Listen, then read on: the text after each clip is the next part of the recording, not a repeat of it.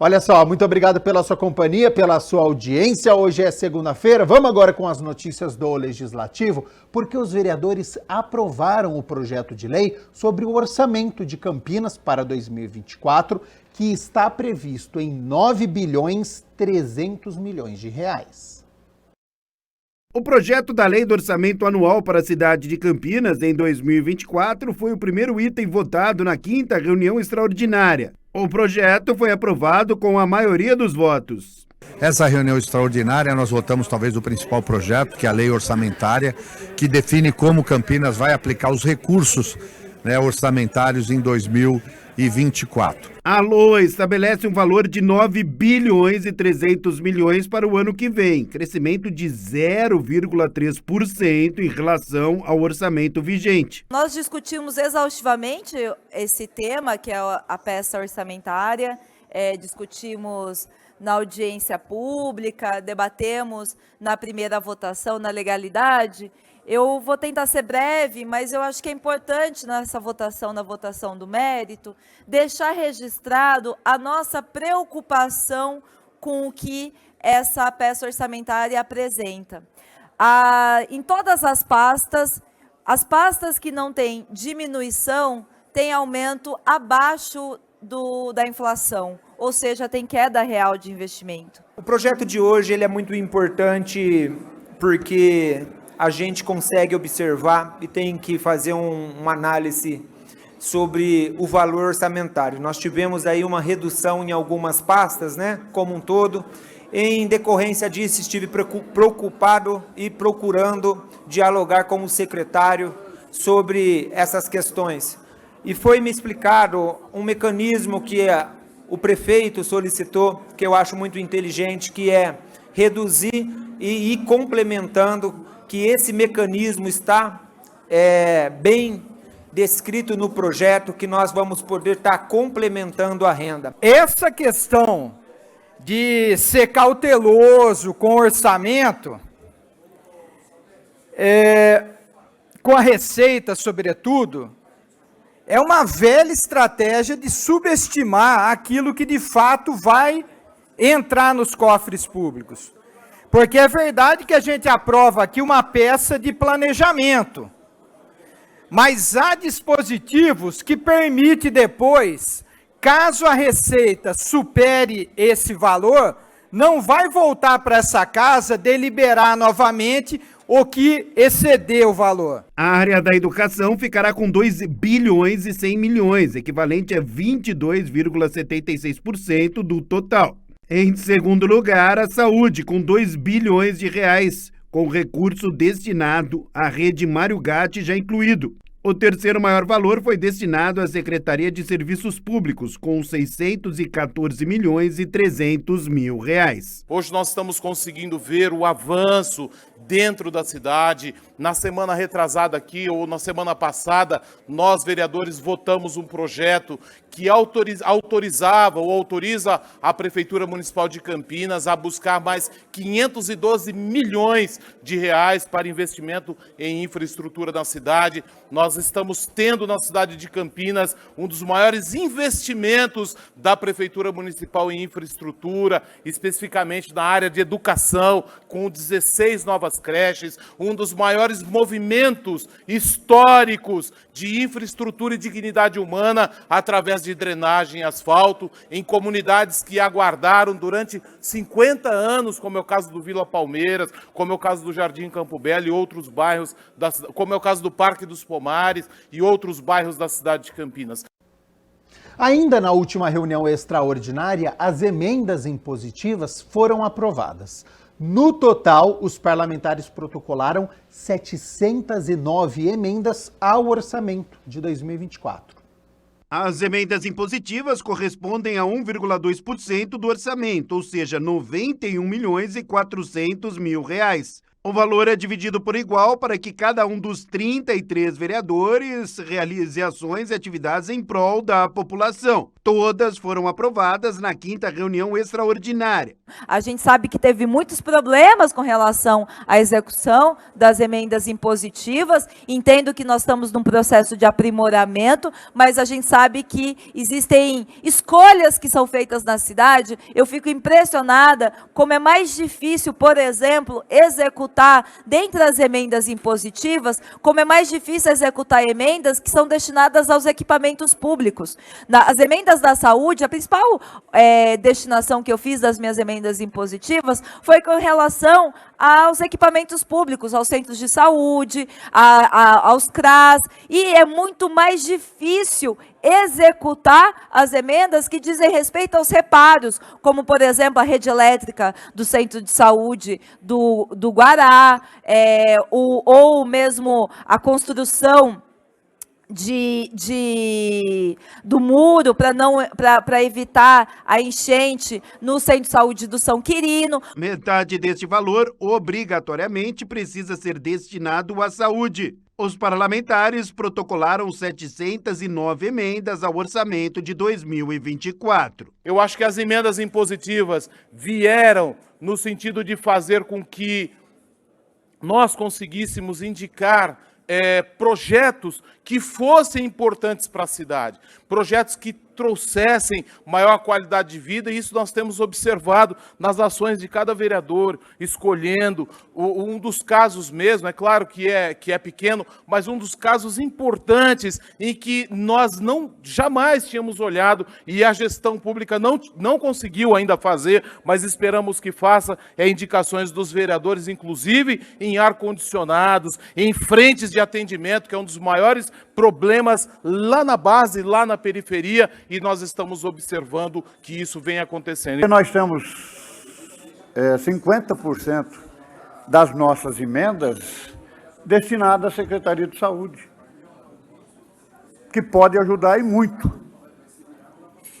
na questão de custeio. Uma breve introdução sobre a necessidade de nós fazermos um pacto federativo no Brasil para que fique mais recursos para o município executar as despesas necessárias, porque hoje, infelizmente, o sistema faz com que apenas de 10% a 15% do que é arrecadado na cidade fique no município, o resto vai embora para o Estado e para a União, e aí o município fica à mercê de uma migalha que vem em forma de emendas parlamentares na mão de deputados estaduais e federais. Então é urgente fazer um pacto federativo para rever a questão da distribuição do orçamento no Brasil. As emendas, elas estão sendo apresentadas como sendo uma forma de priorizar a periferia, de democratizar o acesso. Tudo aquilo que o orçamento não prevê, como a reforma de centro de saúde lá da periferia, como, por exemplo, a cultura, que muitas vezes não chega, concentrada na região central, é essa distorção que a gente está trazendo com as emendas impositivas. As emendas, elas democratizam o acesso à política pública hoje no município. E é justamente esse o problema que o orçamento apresenta, porque o orçamento apresenta uma redução nas secretarias de saúde, educação, cultura, meio ambiente, habitação e assistência, que são o coração da nossa cidade. A gente segue aqui com as notícias do Legislativo, porque durante o intervalo regimental da reunião ordinária de número 78, o presidente da Câmara, o vereador Luiz Rossini, fez um balanço sobre os trabalhos realizados aqui na Casa de Leis durante este ano. Transparência, modernização, parlamento jovem e a história da cidade foram os temas abordados. O presidente da Câmara Municipal de Campinas, o vereador Luiz Rossini, fez um balanço sobre a produção legislativa e a atuação parlamentar na reunião ordinária de número 78, realizada na noite da última quarta-feira, no plenário da Casa de Leis. A última reunião ordinária, de um ano que foi muito intenso.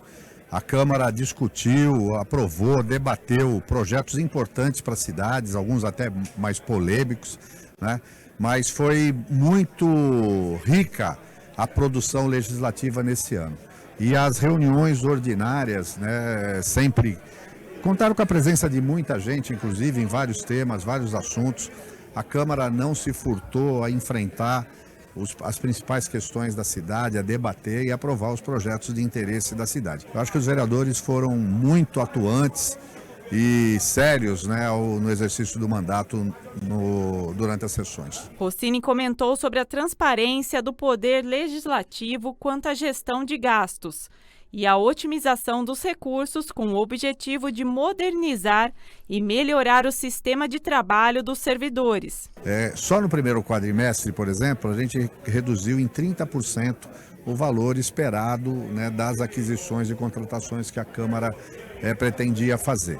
Somado a isso, outras ações que todos os setores da Câmara desenvolveram com esse objetivo mesmo, visando a economicidade, né, o zelo na aplicação dos recursos públicos, a gente conseguiu uma economia que é encaminhada ao Executivo, né, e a gente sempre recomenda ao prefeito que esse recurso possa ser utilizado na área da saúde, que é sempre prioridade.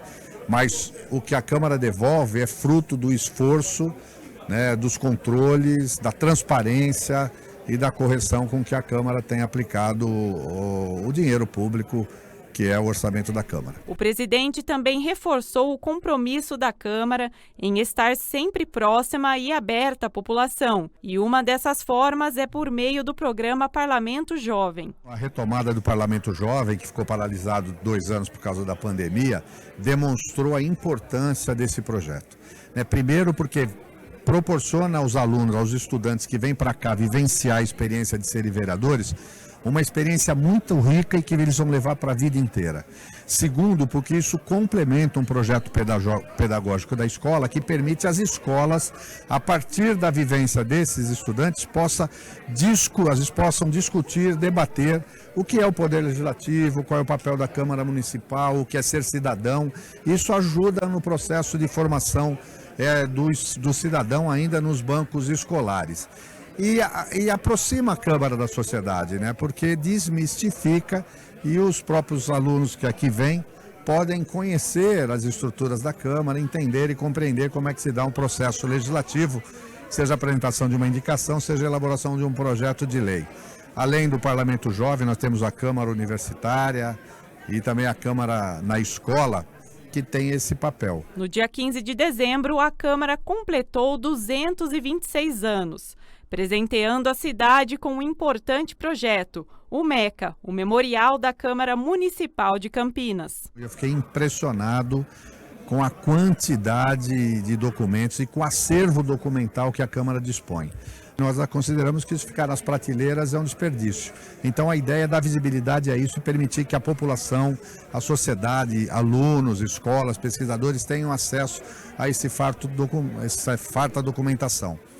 E aí, com esse objetivo, nós aprovamos e criamos o MECA, que é o Memorial da Câmara Municipal de Campinas. E algumas ações já estão acontecendo, nós vamos fazer o dicionário das ruas, mas o MECA eu acho que é uma grande ação, mobilizou e está mobilizando todos os servidores da Câmara, e eu acho que vai ser uma referência importante até para outras câmaras, né? A gente resgatar a história, preservar a documentação e utilizar essa documentação para que as pessoas possam conhecer um pouco mais da história da cidade onde vive. Câmara de Campinas tem crescimento de 66,7% em índice de transparência e está acima da média dos legislativos paulistas. Em recente avaliação do PNTP, o Programa Nacional de Transparência Pública, da Atricom, da Associação dos Membros dos Tribunais de Contas do Brasil, a Câmara Municipal de Campinas teve um crescimento de 66,7% no índice de transparência em relação ao ano passado.